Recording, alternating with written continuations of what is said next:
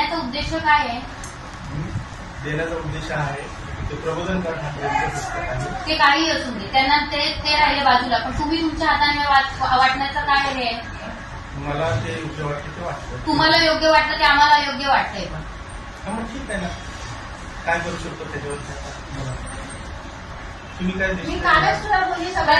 आम्हाला आमचा धर्म प्रिय आहे, तुम्हाला तुमचा जसा धर्म प्रिय आहे तसा आम्हाला आमचा धर्म प्रिय आहे. आमच्या धर्माबद्दल जर वाईट साईड घेणार तर आम्हाला राग येणार. मी कुठल्याही कोणाच्याही धर्माबद्दल मी काय बोलतो तुम्ही बोललेलं नाही, पण ह्याच्यावर नाव कोणाचं आहे? पुस्तकावर नाव कोणाचं आहे? गिफ्ट दिलं का? पण असं का? तुम्ही दुसरंही काही तुम्ही गिफ्ट समर्थन करता म्हणून गिफ्ट देता ना. तुम्हाला आवडतात त्या गोष्टी त्या तुमच्यापर्यंत ठेवा. हे आम्हाला का दिलं तुम्ही? आमच्या स्टाफ लोकांना का वाटतंय?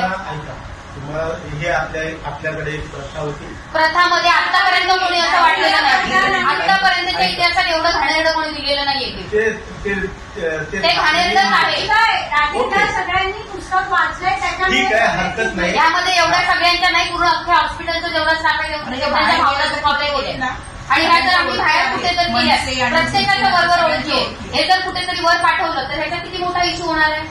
हे बघा, मी आता ह्याच्यावरती काय बोलत नाही. तुम्हाला जर नाही आवडलं असेल, नाही आवडण्याचा प्रश्नच नाही. ह्याच्यावर तुम्ही तुमचं नाव टाकून आम्हाला गिफ्ट देताय. हो ना, रिटर्न काय आम्ही हात पण लावणार नाही असल्या पुस्तकांना. Okay, no problem. मला पण ह्याच्या मागे देण्याचा उद्देश काय? तुम्हाला हिंदू धर्माबद्दल एवढा का वाईट वाटतं? मला काही वाईट वाटलं मग का दिलं तुम्ही आम्हाला ते पुस्तक लिहिले त्यांनी पण तुम्ही पुस्तक ते आले का? प्रबोधन ठाकरे आम्हाला द्यायला आले का पुस्तक? नाही आले ना. मग तुम्ही का दिलं आम्हाला हे पुस्तक? आमच्या लोकांना हे गिफ्ट म्हणून का वाटलं? तुमच्याकडे एखादी वस्तू नव्हती का वाटायला?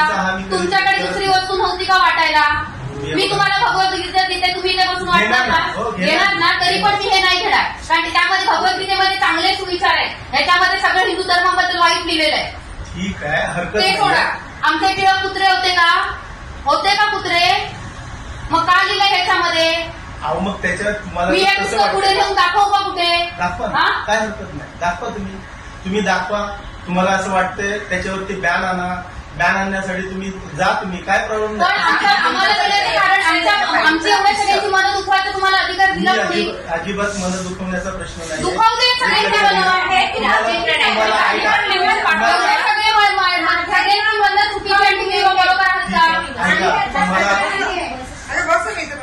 मी एवढं तुम्हाला सांगतो की याच्यामध्ये माझा हेतू एकच होता की हे लोकांनी परिवर्तनाच्या लोकांमध्ये काय परिवर्तन करायचं? हिंदू धर्म सोडायचा आहे का? ह्यामध्ये असं लिहिलेलंच आहे. प्रत्येक 2-3 शब्दामागे हिंदू धर्माबद्दल चुकीचं लिहिलेलं आहे. बरं ठीक आहे, तुम्ही आता काय तुमचं डिसिजन आहे? काय डिसिजन म्हणजे? पण कदम हे तुम्ही हिंदू आणि ते बौद्ध किंवा हे तुम्ही जातीवाद करताय. तुम्ही धर्मवाद आणि जातीवाद करताय. तुम्ही करताय. हा मोठा जातीवाद आहे, हा मोठा धर्मवाद आहे. आम्ही प्रत्येक पेशंट जो हिंदू, मुसलमान, ख्रिश्चन जो असेल, आम्ही धर्म बघून कधीच कुठे कोण ट्रीटमेंट नाही दिली. तुम्ही आम्हाला असं केलं कसं? आमच्या बाबतीत असा विचार केलाच कसा? मी सुद्धा तुम्हाला माहिती आहे ना, आपली लोक म्हणतो सगळी आपली लोक म्हणतात तुमच्या मनात याचं वाईट आलंच नसतं. मग हे मी वाईट भावनेनं केलं. वाईट भावना नाही कशा? नाही कशा वाईट भावना ह्या प्रत्येकाच्या दुखावलेल्या भावना आहेत. ऐका, लँग्वेज किती खराब आहे त्याच्यात. एकदम कुत्रा बित्रा असं काय बघा ना. तुम्ही मी पूर्ण पुस्तक नाही, फक्त हायलाईट वाचून माझा बीपी एवढा वर गेलेला आहे. नका एवढा बीपी वर का नाही हे जाणार? धर्माबद्दल किंवा तुमच्या जातीबद्दल तर तुम्हाला किती वाईट वाटेल? तुम्ही नाही बोललात, पण जे तुम्ही नाही बोललात, पण ज्यांनी लिहिलेलं आहे ते तुम्ही सर्वांना प्रकाशित करून दिलाय. तो लेखक आलेला आहे का? तुम्ही आलात ना तुमच्यामध्ये, तर तुम्ही वाचलं तर तुम्ही दिलं नव्हतं पाहिजे होतं.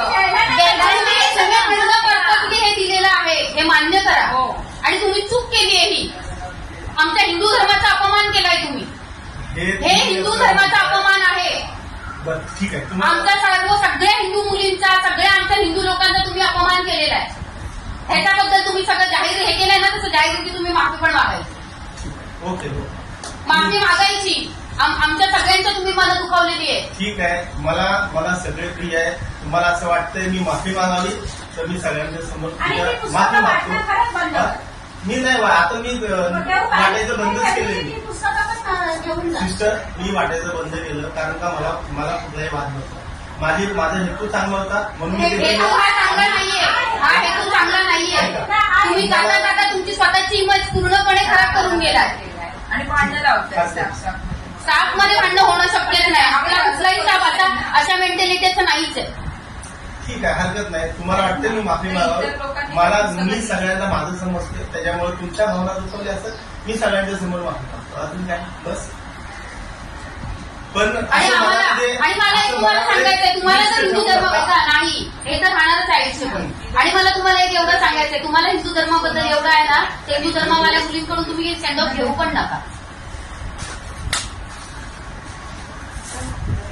चला.